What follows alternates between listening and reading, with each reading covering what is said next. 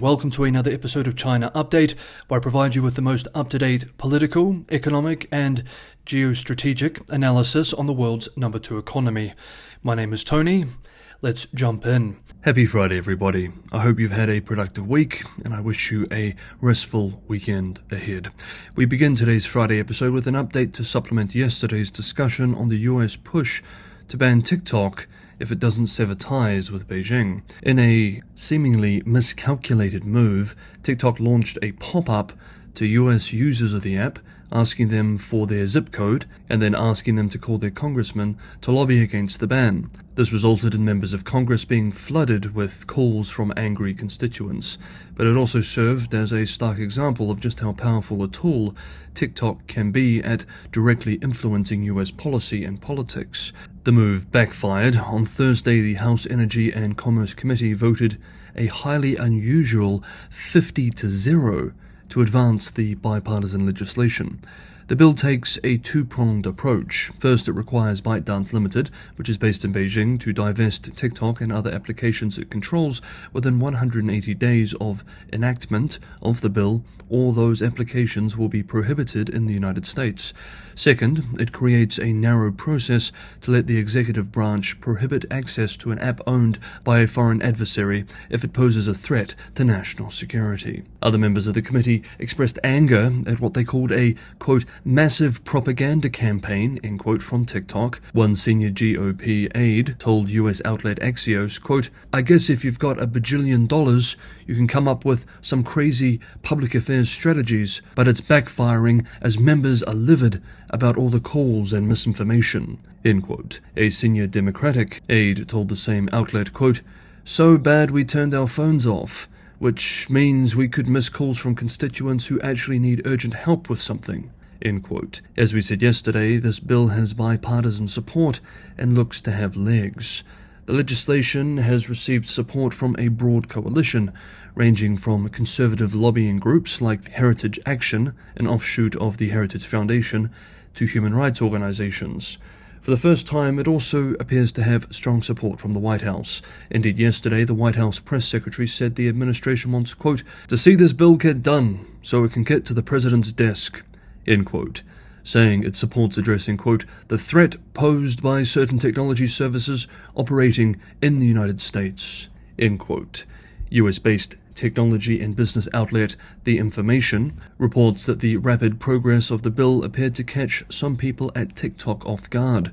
While members of its public policy team had a sense it was coming, they didn't anticipate just how quickly it was moving. Quote, the failure of TikTok's massive DC lobbying and comms operation this week has been fascinating. They seem to have been totally blindsided, and they get paid a lot of money to never be blindsided. The mood on Capitol Hill towards TikTok really does feel like it has shifted, but there is still a long way between today's committee vote and the president signing something into law. ByteDance HQ and the TikTok CEO should be in crisis mode, and their old strategies to keep Congress from actually doing anything are no longer working, end quote. Next up, we continue our coverage of the deeply concerning ongoing tensions in the South China Sea. Before we do, if you're getting some value from today's episode, as always, it's a huge help if you can hit the like button, and subscribing is also a huge help for the channel growth and the algorithm. This week saw yet another attempt by the Chinese Coast Guard to prevent a resupply of the grounded Sierra Madre at Second Thomas Shoal by the Philippines. The incident, which Manila invited international journalists to witness, saw 2 boat collisions and the Chinese use of water cannons against the Philippines' boats, resulting in shattered glass and the injuring of 4 crewmen.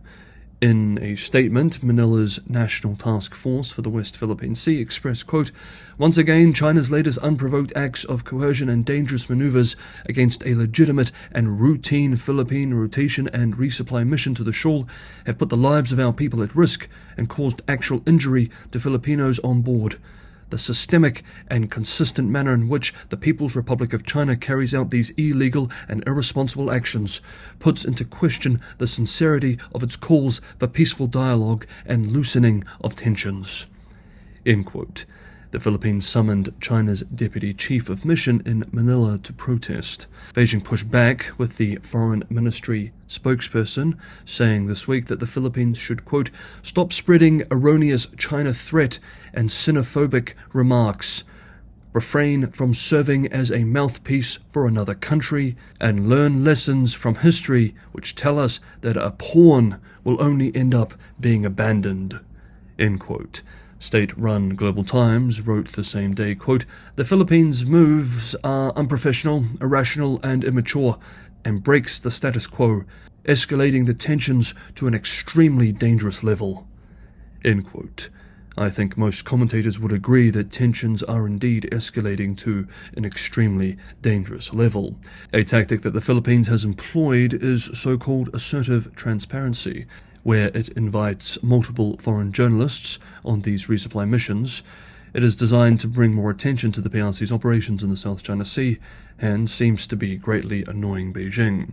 With on-the-ground, or perhaps on-the-water is more correct, footage, CNN, for example, told its viewers this week, quote, what CNN journalists on board the Philippine Coast Guard vessel on Tuesday witnessed was one of the most severe confrontations to date, and a vivid illustration of how this David versus Goliath struggle in one of the world's busiest shipping waterways could spiral into the next global conflict, end quote. Similarly, US-based Wall Street Journal told its readers this week, quote, at one point, 2 Chinese Coast Guard ships flanked one of the small Philippine boats and blasted it with water cannons from both sides, shattering 3 planes of its windshield and injuring personnel on board, end quote. Of course, the US is a military ally of the Philippines. This week, the United States Department of State made the following statement, quote, the PRC's actions again show disregard for the safety and livelihoods of Filipinos and international law. According to an international tribunal's legally binding decision issued in July of 2016, the PRC has no lawful maritime claims to the waters around the Second Thomas Shoal. The Second Thomas Shoal is a low-tide feature clearly within the Philippines' exclusive economic zone, end quote. Adding critically, quote, the United States reaffirms that Article 4 of the 1951 U.S.-Philippines Mutual Defense Treaty extends to armed attacks on Philippine armed forces, public vessels, or aircraft, including those of its Coast Guard, anywhere in the South China Sea, end quote. Within an hour, the People's Republic of China Foreign Ministry hit back with, quote, the U.S. Department of State, who disregards the facts and confuses right with wrong, has made baseless attacks against China's legitimate and lawful actions to safeguard our rights.